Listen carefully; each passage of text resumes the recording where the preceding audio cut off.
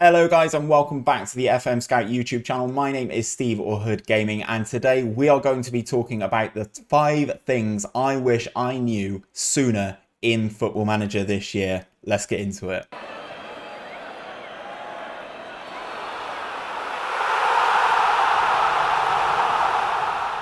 So guys, these tips are designed to make your life easier, to save you money, to get the best out of your player development and ultimately give you a better experience when you're playing Football Manager. Some of these tips were brand new to me. I didn't know them until the team at FM Scout discovered them. So if you do find this video useful, don't forget to drop a like on it down below and subscribe to the FM Scout YouTube channel and ring that bell so that you've got notifications turned on so you're told every time the channel uploads a video. So without any further ado, let's get into it with tip number 1. Okay then guys, so we will kick this list off with the first tip, and that is giving a youth player a very large contract at a young age can give them a 5-point penalty on professionalism, which can ultimately ruin your favorite wonder kid. We all have that favorite wonder kid that is in your youth ranks that can come through and be an absolute superstar for you. In my instance, we have Todaro here, a goalkeeper in the Atalanta under-18s in my Glory Hunter save. For 18 years of age, he looks fantastic. He has decent attributes pretty much all across the board, and vitally for me, a fairly professional personality. However, he is currently valued at 850k and he's only on 5k a week. Now ultimately these players can be snapped up by other clubs throughout the footballing world, but you may want to keep them and offer them a massive contract. Our tip: don't do that. And the main reason for that is because you can lose 5 points in professionalism in their hidden attributes. For you guys who didn't know, every player in the game has hidden attributes. So these hidden attributes include consistency, ambition, controversy, dirtiness, important matches, injury proneness, loyalty, pressure, professionalism, sportsmanship, temperament, and versatility. As you can see on the screen, it's been mentioned in 2017 here. There are events in game which lead to a drastic personality shift. One of these is signing a new big contract, especially at a younger age. The players consider himself to have made it and can see a drop in his personality related attributes such as professionalism, ambition, and determination. So make sure you don't go out there and ruin your favorite wonder kid by offering them too much too soon. So you signed a great head of youth development. That means you're guaranteed fantastic youth intakes year on year, right? Well, actually, that's wrong. And that is our tip number 2. A head of youth development will impact players in 2 key ways. First, that is their personality. As you can see, we are in game here with my Atalanta save, and my head of youth development has a fairly ambitious personality. And you will see that rub off on some of your new intake. However, if we're talking about the freaks, the absolute future Ballon d'Or winners, you need to consider the head of youth development's attributes, and there are 2 key ones that you need to take a look at, and they are working with youngsters and judging player potential. Now, whilst these are key attributes for a head of youth development to have, they are not absolutely paramount to securing the success of your future superstar. If you have 20 for working with youngsters and 20 for judging player potential, that does not secure success. You need to consider all of the other factors that play a part. We're going to list a couple of them now. Your youth coaching level. This reflects the level of coaching that your rising stars will get from when they are in your under 16s and below, just like they would in a normal football club. This is before they generate into the game and come into your development center. You also have to consider your level of youth recruitment. This is a network of scouts going around local and national schools and youth setups to recruit the best youngsters for your club. The better your youth recruitment, the better your new gen pool will be. The next one on the list is a controversial one, and that is the level of your youth facilities. Some people believe that youth facilities are used for training by your youth squads, so your under 18s and under 19s. That is actually slightly misleading. In fact, the youth facilities are used by the hidden junior teams, which are under 16s and below. These are where your youth facilities come into play. They need to be as good as humanly possible to make sure your new gens get the best growth that they can have before they hit your development center. 2 other factors going into one big equation is your nation's youth rating and game importance. These are 2 factors that unfortunately we cannot control in Football Manager. Obviously we know each nation has a different youth rating, and that is something that we cannot impact too much at all. This all goes into one big equation, which your head of youth development is a very, very small part of. And finally, if you want to sign a good head of youth development, get a good personality and good reputation, because players will want to join the best head of youth development possible. The best reputation you can find, the better your youth intake will be. If you add in all these factors together, you will maximize the potential of any wonder kid coming through your club. Moving into tip number 3, and we are talking about the FM21 ratings bug. It is not you, it is not your tactics. As of Football Manager 2021, ratings are just that little bit lower now, but there is also a mismatch that can drive people absolutely crazy. So we're going to expand on that in our tip number 3.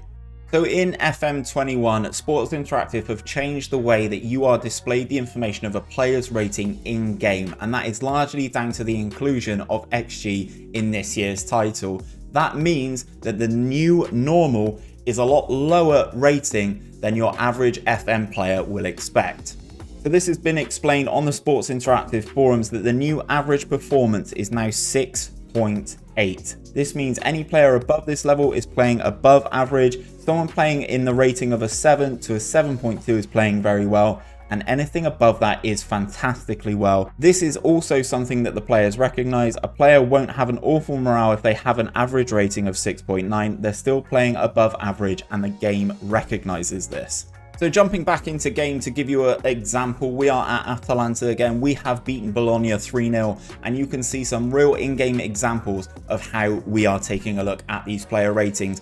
As you can see, our team is down the bottom, so you can see Zinchenko and Mark Batt actually playing on the average rating, kind of what you would expect. Baumgartner has played slightly lower than the average. This could in turn impact his morale. However, you can see some of the players in the team hitting that 7 to 7.2 rating, like Ostergaard and Thomas Lemar. However, anyone else that you can see above that has been playing fantastically well, above expectations. So like Jepson in goal, Laporto at 7.7, Julbo at right back at 7.5, my goal scorer on the left and Dembele up top, they have been performing above expectation. This will improve their morale in the team because they are playing better than expected. On the other side of the coin, if you take a look at the home side Bologna, you can see that despite conceding 3 goals, their 2 centre backs are operating at a 6.8 and a 6.7. This is in line with the new average, and this will not impact their morale. However, if you look at some of the other players in the team, like the 2 wingers and the strikers who are operating at 6.3s and 6.1s respectively, they are having a bad performance, which will impact their morale. Now, this is definitely a lot lower than the average Football Manager player will anticipate, so don't worry, it's not your players. In this game, if you take a look at my players, Zinchenko at 6.7, he's actually played okay, as has my right winger. They've played okay. They've performed as expected. Don't get too caught up on these ratings. It's not your team. It's not your players. It's sometimes just the way that SI ranks your players in the new match engine. On to tip number 4, and we are talking about player development yet again, and we are talking more specifically about the little downward facing orange arrows on a player's profile when we're looking at their attributes. Have they actually got worse in those areas, or is it just some rebalancing? Let's dive into the game and I can show you a real life example. So we are back in game, and please do ignore the fact that this player has a player profile image of a Rubik's Cube. With the name and cube, you kind of have to go for it, don't you? But as you can see on his profile, he has the downward facing orange arrows for some of his attributes, namely crossing, finishing, first touch, penalty taking, decisions, off the ball, teamwork, among with some physicals like agility, balance, and his pace. Now, does this necessarily mean that those attributes are going down? No.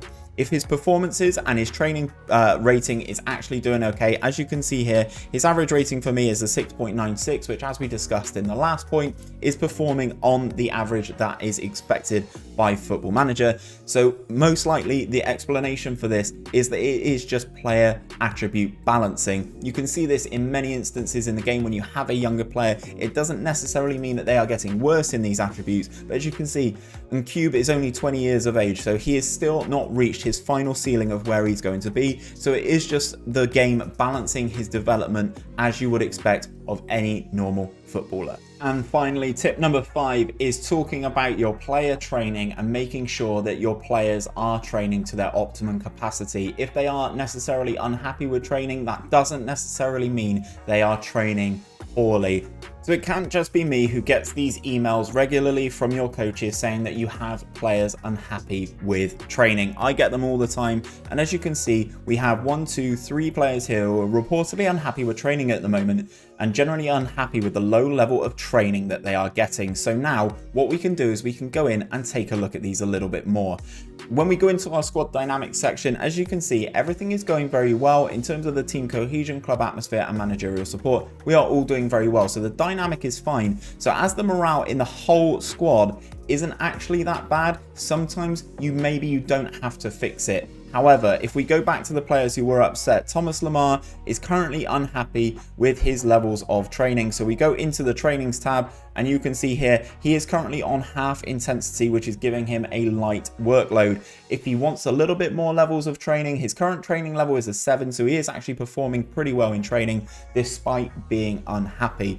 If he's unhappy because his training level is low, you up the intensity to a normal intensity, giving him a medium training level in terms of workload, and that will ultimately improve it. If they're complaining that they're getting too much training, obviously you can change the intensity level. You can give them an additional focus. You can give them a new trait that they can work on. All these things will ultimately couple together to make your training better and obviously get the best improvement out of all of your players. So necessarily getting these emails saying that you have unhappy players, if the complete morale in the squad is okay and you can make these minor tweaks to make things better for each individual, that is the best way to overcome this issue. Okay then guys, so we're going to chuck in another final tip. This is going to be tip number 6, and this is how you can save yourself millions in wages, and that is by actually paying your players more money and less in terms of bonus. So let me break this down, give you an example and show you exactly what I mean.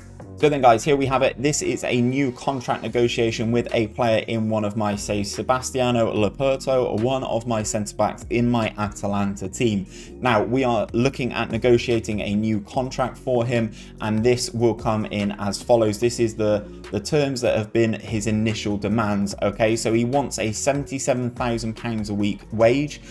We will ignore the loyalty bonus and the agency fee for now. He wants a bonus for winning the Europa League. He wants a bonus, an appearance fee of £15,500 a game, a clean sheet bonus of £11,500 a game, and an unused substitute fee of £3,800 per game. So I'm just going to consult my notepad. If we add all of this up, so we've got his weekly wage will come out at just over £4 million for the year. His Europa League bonus is a standard one-off, 180k. His appearance fee, hypothetical this is, so if we were to play him every game of the season, which I don't think we would, but we're just going to use a round number of 50 games for the season. This is a hypothetical worst case scenario that he would play every single game. That bonus in terms of his appearance fee will run out at £775,000 for the year. And then hypothetical again with the clean sheet bonus, because you have to, when you're budgeting, encounter the worst case scenario. So let's say in those 50 appearances we kept 50 clean sheets. I know guys, we aren't going to keep 50 clean sheets. That would run out at £575,000. So when you add all of that up, that comes to a grand total of £5,534,000 plus the £2.4 million loyalty bonus plus the 200k for his agent. So that is a recurring cost on our budget for Sebastiano Leporto of £5.5 million, which is absolutely astronomical for a centre-back. So this is what we can do and how much money we can save if we take away those bonuses. So as you can see, I've restructured the deal and I've offered him a much bigger weekly wage than he wanted. He initially came in asking for 77,000 over the course of the season, or over the course of a week, sorry, 77 grand a week. It's a lot of money. So what we've actually done is saved ourselves some money in the long run. Obviously there are some hypotheticals here, but what you can see we've done is we've reduced and removed all of his bonus demands. So this is, whilst we are spending more money on his weekly wage, we are saving ourselves money in the long run. So with this new weekly wage that he has accepted, £86,000 a week, that comes out at 4.4 million. So This is also guaranteed as well. We know exactly how much money is going to be hitting our budget, and this is a perfect way for you guys to actually manage your budget. So in the long run, hypothetically, we could save over £1 million per year on this player, and that is just one player, guys. That is just one player in your squad. If you do this over the course of your entire squad and you're a bit more frugal with how you give out contracts, you're not necessarily giving out bonuses willy-nilly, you will save yourselves money in the long run. So there you have it, guys. They are my top tips that I wish I knew sooner inside Football Manager. If you have found this video useful, don't forget to drop a like on it down below and subscribe to the FM Scout YouTube channel with those notifications turned on so you're told every time we upload a new video. But that's where I'm going to leave things for today, guys. Hopefully you have enjoyed it. Take care, and I'll see you on another one very soon.